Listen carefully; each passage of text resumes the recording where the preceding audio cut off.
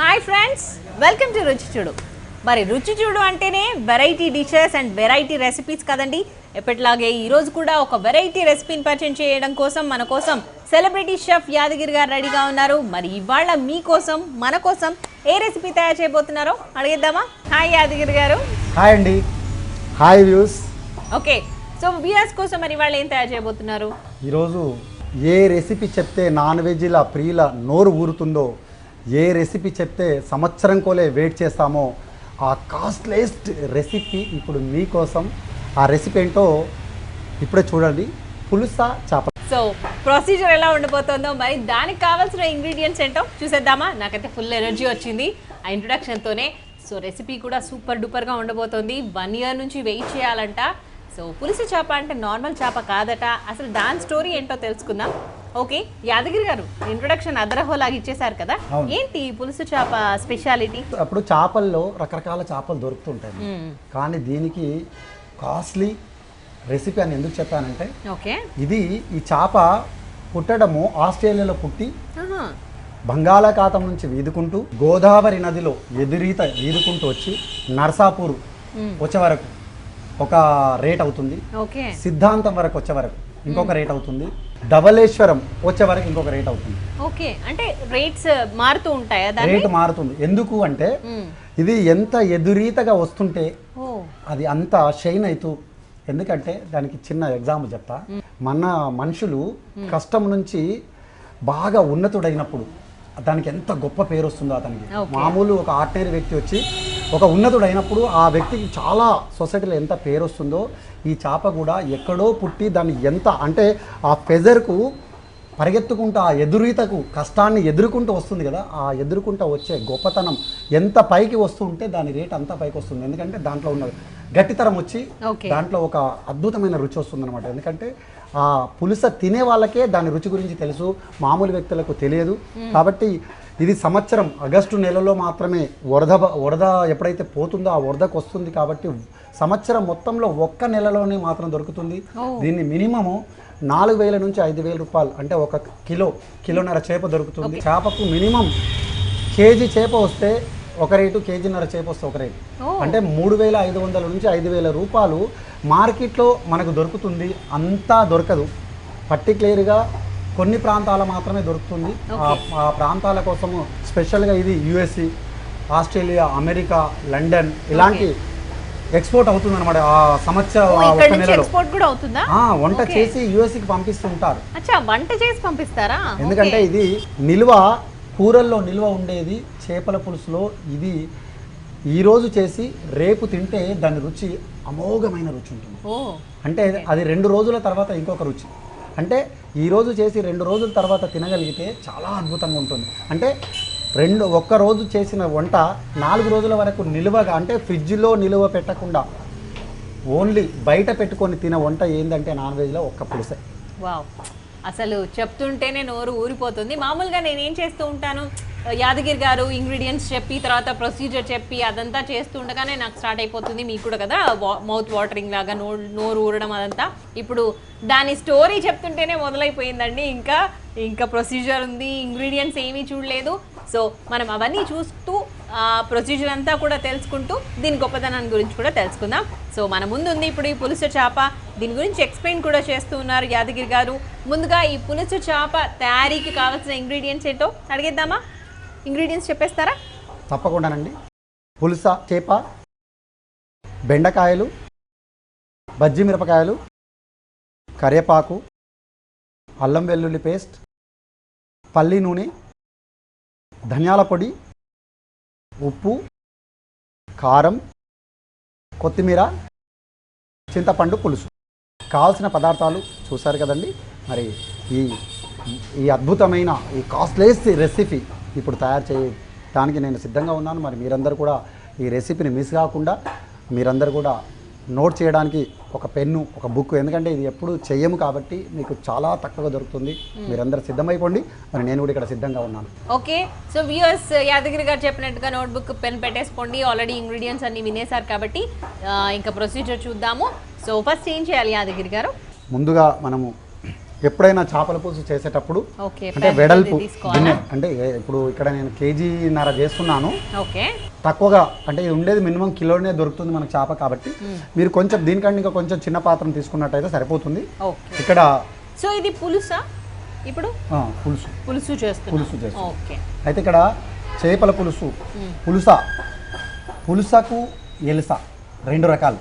Okay అంటే దీంట్లోనే 2 రకాలు ఉంటాయి. 2 రకాలు ఉంటాయి. ఓకే ఎప్పుడైతే సముద్రంలో ఉన్నప్పుడు దీని పేరు ఎలుస. ఓకే గోదావరిలో ఈదుకుంటూ ఎప్పుడైతే వస్తుందో దాని పేరు పులుస. ఎందుకంటే గోదావరి నదిలో ఈదుకుంటూ వచ్చిన తర్వాత మామూలు చేప ఈదుకుంటూ ఎంత ఎత్తుకు వస్తుంటే అంత దానిపైన ఒక బంగారు తీగలాగా ఒక కాటు వస్తుంది అన్నమాట. మనము ఇలా చూస్తే షైన్ వస్తుంది అనమాట, మెరుపులాగా. ఆ మెరుపు వచ్చినప్పుడు ఈ చక్రాలు ఏదైతే ఉన్నాయో, ఈ రౌండ్ చక్రాలు ఉన్నాయి చూసారు కదండి, ఈ రౌండ్ చక్రాలు ఏదైతే ఉన్నాయో ఓన్లీ ఇది పులుసకు మాత్రమే ఉంటుంది. ఎలసకు ఈ విధంగా ఉండదు. అదే డిఫరెన్స్. పైన ఆ బంగారు తీగలాగా రంగు వస్తుంది, బంగారపు రంగు అంటే బంగారం పెయింట్ వేస్తాం కదా మనం, అలా ఆ రంగు వస్తుంది కాబట్టి ఆ రంగు ఉన్నదాన్ని పులుస. ఇప్పుడు మనము తయారు చేద్దాం ఒకసారి పట్టుకోనా. సో స్టవ్ వెలిగించుకుని ఒక పెద్ద బాండ్లీ పెట్టేశారు యాదగిరి గారు, ఎందుకంటే ఇది ఆల్మోస్ట్ 1.5 కిలో ఉందన్నారా? అవునండి, 1.5 కిలో చేప కాబట్టి ఎప్పుడైనా ఫిష్ చేసేటప్పుడు కొంచెం వెడల్పాటి బౌల్ కనుక లేకపోతే వెడల్పాటి ప్యాన్ కనుక తీసుకుంటే మనకి ఆ ఫిష్ చాలా సాఫ్ట్గా ఉంటుంది కాబట్టి అది విరిగిపోయే అవకాశం ఉండకుండా ఉంటుంది. సో అలా ట్రై చేయండి. ఇక్కడైతే చాలా పెద్ద తీసుకున్నారు. సో నెక్స్ట్ ఏం చేయాలి? ఇందులో మనము మామూలుగా మనము నూనె వాడుతుంటాము, బట్ దీనికి పర్టికులర్గా నూనె పులుసకు మాత్రం పల్లి నూనెనే వాడాలి. ఇప్పుడు పల్లి నూనె, వేరుశెనగ నూనె. ఓకే, ఇప్పుడు మనము నూనె వేసాము ఇక్కడ. ఇందులో పల్లి నూనె ఎక్కువ పడుతుందా అండి? అవునండి, కొంచెం నూనె ఎక్కువగా పడుతుంది ఇందులో. మామూలుగా మనం నిల్వ ఉండే వేటికైనా కూడా ఎక్కువనే వేస్తుంటాం, కొద్దిగా నూనె ఎక్కువ వేస్తుంటాం. అయితే ఇక్కడ మనము దీంట్లో నూనె వేసుకొని అది కొంచెం గోరువెచ్చగా అయినాక ముందు దీంట్లో మెంతులు వేయాలి. ముందు మనం ఇందులో మెంతులు ఫస్ట్గా, ఇది పులుసు కాబట్టి మనం మెంతులు వేస్తున్నామా ఆర్ ఎప్పుడైనా ఫిషెస్ కి మెంతులు వేయాలా? ఈ పులుసకు పర్టికులర్గా చేపల పులుసు అనగానే కొంచెం మెంతులు వాడాలి. బట్ దీంట్లో పర్టికులర్గా మనము పులుసు చేస్తున్నాం కాబట్టి మెంతులు కంపల్సరీ వాడాలి. ఓకే, సో నూనె వేసుకున్నాము, తర్వాత దాంట్లో మెంతులు వేసాము. ఎంత క్వాంటిటీ ఆఫ్ మెంతులు వేసారు ఇప్పుడు? 1.5 కిలో చేపకి ఒక స్పూన్, ఒక టీ స్పూన్ మెంతులు వేసాము ఇందులో. Okay okay. ఇప్పుడు ఈ మెంతులు చేదు ఉంటాయి కదా మరి, అంటే వేగిన తర్వాత పోతుందా? ఏముండదండి. ఓకే. ఇప్పుడు బజ్జి మిరపకాయలు, బెండకాయ, కొంచెం ఫ్లేమ్ పెంచాలా? అవసరం లేదా? ఏం అవసరం లేదండి. బెండకాయలు, బజ్జి మిరపకాయలు వేసుకోవాలి. ఆ పులుసు చేపతో పాటు ఇవన్నీ కూడా అవసరం అంటారా? అయితే బెండకాయలు కూడా ఉంటాయా దాంట్లో? అవునండి. ఓకే. పర్టికులర్గా ఈ చేపల పులుసుకు బెండకాయల చిగురు, అలాగే బజ్జి మిరపకాయలు అంటే తినేటప్పుడు అది మధ్యన తగులుతూ ఉంటే దాని రుచి చాలా రుచికరంగా ఉంటుంది. అందుకే దీంట్లో వాడతాం మనం. ఇప్పుడు మనం ఉల్లిపాయ పేస్ట్ ముందుగా మనం పేస్ట్ చేసుకొని పెట్టుకున్నాం, ఆ పేస్ట్ దీంట్లో వేసుకోవాలి. ఆ బజ్జీ మిర్చి కూడా పొడుగ్గా మనం ఎట్లా అయితే మిరపకాయ బజ్జీ చేసుకుంటామో అలాగే కట్ చేసి వేసుకోవాలి కదా? అవునండి. అండ్ ఉల్లిగడ్డ పేస్ట్, ఆనియన్ పేస్ట్. ఇదేంటి పచ్చి ఉల్లిపాయ పేస్టేనా? పచ్చి ఉల్లిపాయ పేస్ట్. సో మెంతులు వేగాయి అండ్ ఇవన్నీ కూడా చక్కగా వేగి మంచి ఫ్లేవర్ వస్తుంది. ఇప్పుడు కరివేపాకు, ఓకే, రెమ్మలు ఇందులో వేసుకోవాలి. అదేవిధంగా అల్లం వెల్లుల్లి పేస్ట్. ఓకే, ఇంకేమైనా యాడ్ చేస్తారా అల్లం వెల్లుల్లి పేస్ట్ లో? ఓన్లీ అల్లం వెల్లుల్లి పేస్టే. ఫిష్ అంటే వాటిని నూనెలో డీప్ ఫ్రై చేసిన తర్వాత దాన్ని యూజ్ చేయడం చేస్తూ ఉంటాం కదా, ఇప్పుడు దీనికి అలా అవసరం లేదా? అలా అవసరం. ఇప్పుడు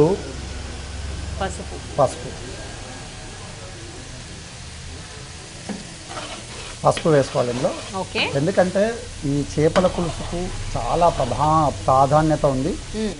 ఈ పులుసు గురించి ఎక్కువగా తెలంగాణ ప్రాంతంలో ఉన్న వాళ్ళకు చాలా మందికి తెలియదు. ఓకే. ఆంధ్ర వాళ్ళకు మాత్రమే ఇది పర్టికులర్గా తెలుసు.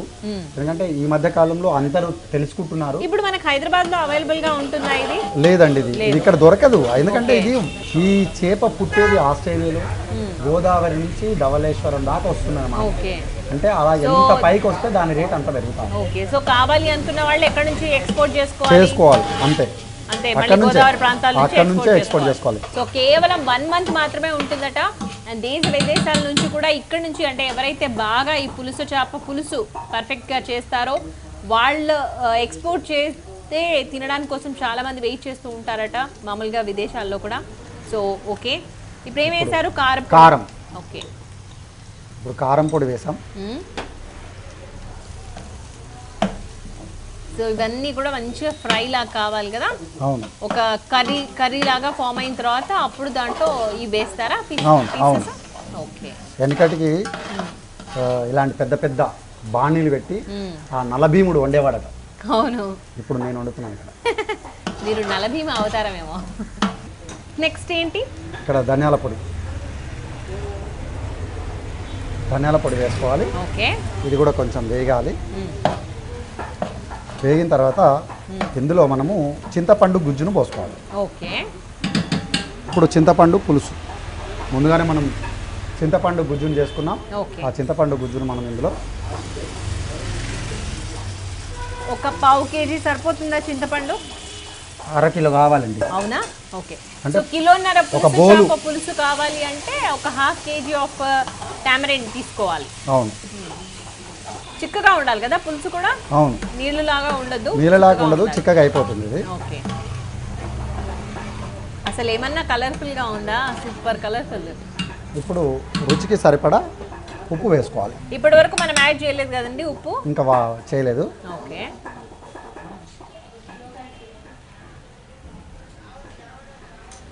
ఉప్పు వేసుకోవాలి రుచికి సరిపడా. ఓకే. సో చక్కగా ధనియాల పొడి కానీ ఉల్లిపాయ పేస్ట్ కానీ అదంతా మంచిగా నూనెలో వేగిన తర్వాత మంచి ఫ్లేవర్ వస్తుంది కదండి. అవును, అది వచ్చేస్తుంది. ఇప్పుడు మనకు కొంచెం కొత్తిమీర కూడా వేసుకోవాలి ముందుగానే. ఫిష్ వేయకముందే ఇంత సూపర్ డూపర్ స్మెల్ వస్తుంటే ఇంకా ఫిష్ వేసిన తర్వాత ఎలా ఉంటుందో అసలు. ఇంకా ఎలా అంటే అది ఎలా ఉంటుందంటే మాటల్లో వర్ణించడం సాధ్యం కాదు. ఆ రుచి చూస్తేనే సాధ్యమవుతుంది. అది నా వల్ల మాత్రమే అవుతుంది. ఇప్పుడు ఈ చేపలను దీంట్లో వేసుకోవాలి. సో ఇంకొక విషయము, ఈ ఫిష్ని కడిగేటప్పుడు ఏమైనా ప్రొసీజర్ ఫాలో అవ్వాల్సి ఉంటుందా? ఏం లేదండి, నార్మల్గా నీళ్ళలో కడగడమేనా? అంతే. ఉప్పు వేసి ఇలా రాకి కడగాలి ఫిష్ని అంటారు కదా, అలా దీంట్లో ఈ రాకళ్ళు ఉప్పులేసుడు అవన్నీ ఏముండదు. దీని మీద పైన వాళ్ళు చేపలు మనకు ఇచ్చేటప్పుడు మార్కెట్లో పైన కొంచెం బొచ్చు ఉంటుంది. ఆ బొచ్చుని ఇట్లా కట్ చేసేసి తీసేస్తారు. తర్వాత ఇంకా సాఫ్ అయిపోతుంది అంతే. ఇంకా ఓకే. సో ఇది కడగడము ఆ ప్రొసీజర్ అంతా కూడా చాలా సింపుల్గా ఉంది. ఇంత కాస్ట్లీ రెసిపీ చాలా సింపుల్గా రెడీ అవుతుందండి, అందుకే దీనికి అంత డిమాండ్ ఉన్నట్టుంది. బట్ చాలా పర్టికులర్గా అంటే ఇంగ్రీడియంట్స్ ఏవేవైతే యాడ్ చేస్తున్నామో అవన్నీ కూడా చాలా పర్టికులర్గా ఏదైతే ఎంతెంత క్వాంటిటీ వేయాలో అంతంత క్వాంటిటీ వేసినప్పుడే ఆ పులుసు చేప పులుసు టేస్ట్ తెలుస్తుందట, అందుకే దానికి అంత డిమాండ్. సో చూద్దాం మరి ఎలా ఉండబోతుందో. సో ఇప్పుడు మనం ఇక్కడ చేపలు వేసుకున్నాము. ఈ చేపలు మామూలుగా చేపల పులుసుకు అయితేనేమో మొత్తము కంప్లీట్ గిరేబ్ అయిపోయిన తర్వాత చేపలు వేస్తాం. ఓకే. మామూలు చేప. అవును. ఈ చేప సాఫ్ట్ గా ఉంటుంది కాబట్టి అది మెత్తగా ఉంటుంది. ఈ చేప గొప్పతనం ఏంటంటే మటన్ ఎంత గట్టితరం ఉంటుందో అంత గట్టితరం. అంటే దీనికి కూడా మినిమము ఒక 45 మినిట్స్ మనం ఉడికించాలండి ఇది చేపలు వేసుకున్న తర్వాత. ఎందుకంటే దీంట్లో గట్టితరం ఉంటుంది, అంటే ఇది విడిపోదన్నమాట. ఇప్పుడు మటన్ అంటే లేకపోతే చికెన్ అంటే ఉడికింది అంటే కొంచెం ఇలా చుంచి చూస్తాం కదా. అవునండి. దీని అట్లా చుంచడానికి వీల్లేదు కదా, ఎలా తెలుస్తుంది మనకి? అంటే దీంట్లో టైం చూసుకుంటే తర్వాత దాంట్లో ఉడికిన తర్వాత పైన లేయర్ను చూస్తే అర్థమైపోతుంది. ఓకే, తెలిసిపోతుందా వేరియేషన్ తెలిసిపోతుంది. ఓకే. సో 45 మినిట్స్ కావాలా? ఇంకేమైనా యాడ్ చేసే ఉన్నాయా దీంట్లో? ఇంకానా ప్రజెంట్ అయితే చివరిగా కొత్తిమీర ఉప్పు కారం ఏమైనా సరిపోకపోతే ఒకసారి చూసుకొని మళ్ళీ వేసుకోవచ్చు. సో ఇప్పటి వరకు ప్రొసీజర్ అయితే అయిపోయింది కదా. అవునండి. ఇక్కడ చేపలు వేసుకున్నాం, దాంట్లో మనకు అంటే పులుసుకు సరిపడా నీళ్లు పోసుకోవాలి ఇందులో. ఓకే, సో మనం అంటే చింతపండు పులుసు పోసుకున్నా కూడా మళ్ళీ కొంచెం వాటర్ తీసుకోవాల్సిందే కదా? అవునండి. ఓకే, అప్పుడే బాగా ఉడుకుతాయి. మటన్ లాగా చాలా గట్టిగా ఉంటుందని చెప్పారు కదా. అవునండి. సో నీళ్లు పోసి ఉడికిస్తే మంచిది. సో ఎంత టైం పడుతుంది ఇంకా అదంతా చక్కగా కలిపి ఉడికించాలి అయితే? ఇదంతా బాగా ఉడకడానికి మనకు మినిమం ఒక 40 మినిట్స్. ఓకే, 40 మినిట్స్ పడుతుంది. ఈ లోపు దీనిపైన మనం మంచిగా ఏం చేద్దామంటే మూత పెట్టేద్దామా? ఒక మంచిగా మూత పెట్టేసి ఓకే, కొంచెం చివరిగా కొంచెం కొత్తిమీర వేసేసి మూత పెడితే ఓ ఆ అరోమా అసలు ఇప్పటికే గుమగుమలాడిపోతుంది అది తెలుసా, ఆ స్మెల్. దగ్గరగా రెడీ అయినట్టేనా? రెడీ అయిపోయింది. గుమగుమలాడు. ఫ్లేమ్ తగ్గించాలా అవసరం లేదా? వావ్, వావ్, అసలు సూపర్ పొగలు. వావ్, పొగలు చిమ్ముతుంది ఇట్లా. Super super flavour. ఒకసారి పీస్ చూపించండి. ముందు కొంచెం కొత్తిమీర, ఓకే, కొద్దిగా ఉప్పు తక్కువ ఉంది, ఓ స్మెల్ చూసి గుర్తుపెట్టేశారు కదా. కొంచెం ఉప్పు వేసుకోవాలి. ఎందుకంటే అన్ని వేసి చూడు నన్ను వేసి చూడని చెప్తుంది. కాకపోతే ఇది లేకపోతే దాంట్లో ఉన్న ఆ గుమగుమ ఆ ఫ్లేవర్ అనేది కనబడదు. బెండకాయ ఫ్లేవర్ అంతా కూడా ఫిష్ పీసెస్ కి పట్టి ఉంటుందంటారా? అవునండి. ఓ, ఎందుకంటే ఈ చేపల పులుసును మనము పులుసు అయిన తర్వాత అంటే కలపడం కంటే ఇలా చేయడం మంచిది. సో నూనె అంతా అట్లా పైకి వచ్చింది అంటే అప్పుడు మనకి ఓకే వచ్చేసింది, రెడీ అయినట్ట. ఇప్పుడు మనం కొత్తిమీర కొంచెం వేసి ఓకే చివరగా దీంట్లో ఒక గొప్పతనం ఏం చెప్పనా, వెన్న. ఓ, వెన్న కూడా వేసుకోవాలా? దీంట్లో వెన్న వేయాలండి. ఓకే, ఎందుకంటే మనం అందరూ స్వచ్ఛమైన వెన్న, ఆ వెన్నను మనము కొంచెం కొంచెం వేసేసుకొని అక్కడక్కడ దీన్ని ఇంకా సో కొంచెం. దీంతో కూడా టేస్ట్ యాడ్ అవుతుందేమో కదా? అవునండి. ఓకే, దీంట్లో వెన్న పోనీ వెన్న కాకుండా క్రీమ్ కూడా వేసుకోవచ్చా ఆర్ ఓన్లీ వెన్ననా? ఓన్లీ వెన్న వేసుకోవాలండి. క్రీమ్ వేసేస్తే వైట్ వచ్చేసి ఆ స్వీట్నెస్ వల్ల ఉన్న టేస్ట్ పోతుంది. ఓ, సో డోంట్ యూస్ క్రీమ్, అవును, వెన్న మాత్రమే యూస్ చేయండి. ఇంకా చివరగా దించే ముందు ఒక చిటికెడు గరం మసాలా అలా అలా అలా అలా అలా చల్లేసుకుంటే అబ్బా, అంటే స్పూన్ ఇట్లా పెట్టి అలా అలా అలా అలా అనుకుంటారా? అలా చేయండి. ఓకే, ఇలా చల్లేసుకుంటే అబ్బా అద్రిపోయిన గుమగుమలాడి సూపర్. నిజంగానే ఈ పులుసు కోసం 1 సంవత్సరం పాటు వెయిట్ చేసి అందరూ బుకింగ్ ముందే చేసుకొని పెట్టుకుంటారు అన్నమాట. ఎందుకంటే దొరికేది తక్కువ, దాని మీద ఉన్న జనాలు ఫోకస్ ఎక్కువ. కాబట్టి నాకు ఈరోజు కావాలని చెప్పేసి ముందే ఈ పులుస పర్టికులర్గా చేసే షెఫ్లు హైదరాబాద్లో నాకు తెలిసి ఏదో అరుదుగా ఒకరో ఇద్దరు ఉంటారు. ఎందుకంటే ఈ పులుస రెసిపీ చాలా వరకు తెలియదు. ఒకవేళ రెసిపీ వండనీకే వచ్చినా దీన్ని చేప దిగుమతిని చేసుకోవడానికి చాలా వరకు తెలియదు. ఒకవేళ దొరికిన అక్కడే గోదావరి ఏరియాలోనే అక్కడే అమ్ముకోవడానికే సరిపోతుంది. కాబట్టి చాలా డిమాండ్ ఉంటుంది. కాబట్టి ఇంత చక్కటి పులుస మరి గుమగుమలాడిపోయి రోగను మొత్తం అలా పైన పేరుకొని, అంటే ఆ పులుసు చేప పులుసులో ఆ వస్తేనే ఈరోజు చేసుకొని మనం రేపు తిన్నట్టయితే దీని రుచి అమోఘమండి. ఇప్పుడు అయినట్టేనా చేపల పులుసు రెడీ అయిపోయింది. మరి దీన్ని ఇలాగే మనము నిల్వ పెట్టుకోవాలి కాబట్టి దీన్ని ఇలాగే పెట్టుకుందాం. మీకు నేను ఒక చేప కొంచెం పులుసు ఇస్తాను, దీని రుచి చూడండి. ఓకే, ష్యూర్ అండి. ఫస్ట్ ఒక పీస్ చూద్దాం ఎట్లా ఉంటుందో. సో ఉడికినట్టుగా తెలిసిపోతుంది అన్నారు కదా పైన లేయర్ చూస్తే. అవునండి, అలా ఉంటే ఉడికినట్ట. ఇలా ఓకే, కొంచెం సాఫ్ట్నెస్ కనబడుతుంది నిజంగా. అవునండి. అయితే ఇప్పుడు మనము పులుస తీసుకుంటున్నాం కాబట్టి పులుసుని కొంచెం ఇలా ఓకే అంటే అంతా కలుపుకున్నట్టుగా మంచిగా చిక్కగా ఆ పులుసు అంతా కూడా బాగా మిక్స్ అయిపోతుంది. ఓకే, ఇప్పుడు అంటే నూనె పైకి రావడం అదంతా లేకుండా ఒకటే లాగా మిక్స్ అవ్వడం కోసం అలా చేయాలి అంతే కదా? అవునండి. ఓకే, ఇప్పుడు మనము ఈ పులుసు చూసారు కదండి, ఇది పులుస చేపల పులుసు ఉన్న గొప్పతనం. సో రైస్ లోకే బాగుంటుంది కదా ఇది రైస్ లోకే బాగుంటుంది. సో బెండకాయ కాంబినేషన్, బెండకాయ అదేవిధంగా బజ్జీ మిర్చి కూడా వేసుకున్నామండోయ్. అవును, ఆ పులుపు అంతా వీటి రెండింటికి పట్టుంటుందా, బెండకాయకి అండ్ పచ్చిమిర్చికి? అవునండి. ఓకే, మరి పులుస చేపల పులుసు రెడీ అయిపోయి గుమగుమలాడిపోయి ఆ ముక్కులు అంటే టేస్ట్ ఇంకా తొందరగా చూడాలి అనిపిస్తుంది. మరి స్వాతి గారు దీని రుచి నిజంగా నేను చెప్పినంత నేను ఊరించినంత టేస్ట్ ఉందా లేదో ఆమె నోటి ద్వారానే మనం తెలుసుకుందాం. ష్యూర్. సో వ్యూయర్స్, నోరూరించే పులుసు చేప పులుసు నా చేతిలో రెడీగా ఉంది. సో ఎలా ఉండబోతుందో చూద్దాం. సో చూసారా, మొత్తం ప్లేట్ అంతా స్ప్రెడ్ అయి ఉంది. ఆ సూప్ విత్ పీస్ తింటే ఎలా ఉంటుందో చూస్తాను. సో ఎంత సాఫ్ట్గా కట్ అయిపోయిందో.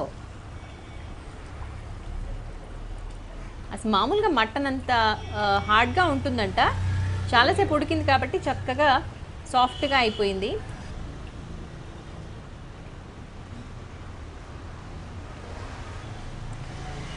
ట్రెమెండస్ అసలు. ఆ టేస్ట్ని ఆస్వాదించాలండి, చెప్పడం కష్టం కానీ చెప్పడానికి ట్రై చేస్తాను.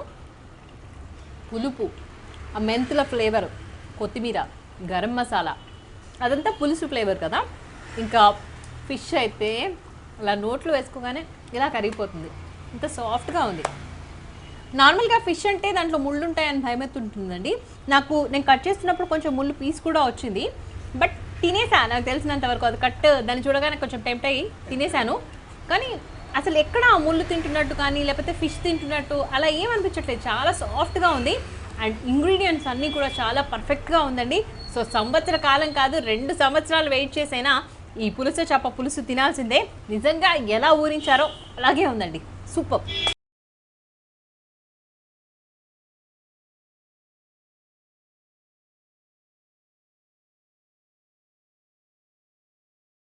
యాదగిరి గారు, నిజంగానే ట్రెమెండస్ రెసిపీ అండి, చాలా చాలా టేస్టీగా ఉంది. మీరు ఎంత అయితే ఊరించారో అంత పర్ఫెక్ట్గా ఉంది.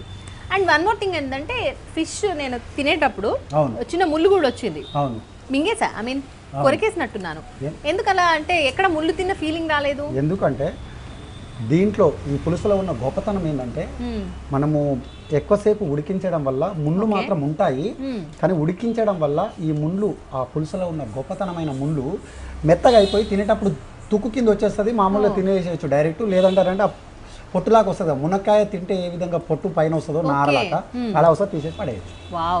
అంటే ఫిష్ తింటున్నప్పుడు ఈ ముళ్ళు ఎక్కడ కుచ్చుకుంటాయనే భయం లేకుండా దీన్ని మామూలుగా ఒక మునగకాయ తిన్నట్టుగా ఆ ఫీలింగ్తో మనం తినేసేసి ఆ తుక్కుని తీసి పడేయచ్చు.